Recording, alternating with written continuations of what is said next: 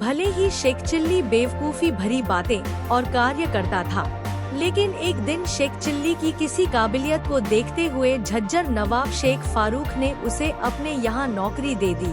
दिन बीतते गए और शेख ईमानदारी से अपना काम करता रहा। एक दिन नवाब शिकार खेलने के लिए जंगल जा रहे थे। उन्हें शिकार के लिए जाता देख शेख ने कहा, महाराज मैं भी आपके साथ आना चाहता हूँ। नवाब ने हंसते हुए उसे समझाया कि तुम वहाँ नहीं जा सकते हो। तुमने जीवन में कभी किसी चूहे का भी शिकार नहीं किया होगा, तो तुम जंगल चलकर क्या करोगे? झज्जर नवाब से यह सुनकर दुखी आवाज में शेख चिल्ली बोला, आप मुझे अपनी काबिलियत दिखाने का एक मौका तो दीजिए। नवाब ने उसकी जिद देखकर शेख चिल्ली के हाथ में भी एक बंदूक थमा दी। अब सभी एक साथ कालेसर जंगल की ओर बढ़ने लगे। कुछ दूर पहुंचकर सब शिकार का इंतजार करने के लिए अपनी अपनी जगह पर खड़े हो गए। नवाब साहब ने शेख चिल्ली को अपने साथ खड़े रहने को कहा। तेंदुए को फंसाने के लिए पेड़ पर एक बकरी को बांध रखा था। फिर भी 3 घंटे तक तेंदुआ वहां आया नहीं।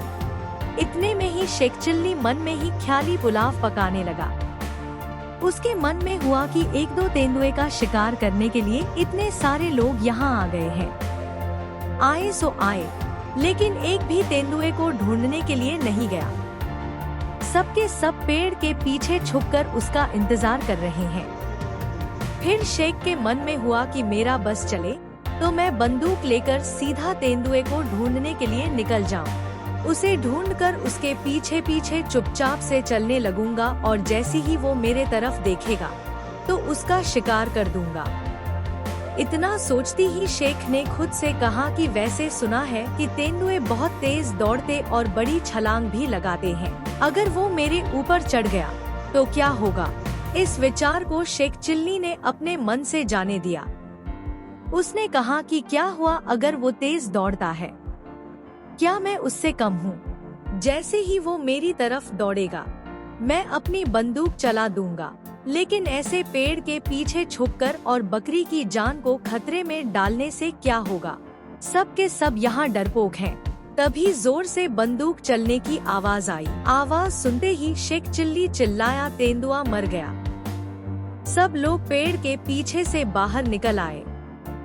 उन्होंने देखा कि बकरी जैसी की तैसी ही पेड़ पर बंध कर घास खा रही है।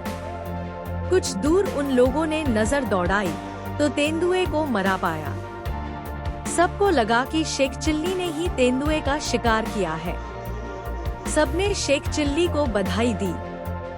सबसे वाहवाही मिलने पर शेख चिल्ली खुश हो गया, लेकिन उसे खुद समझ नहीं आया कि आखिर तेंदुआ मरा कैसे।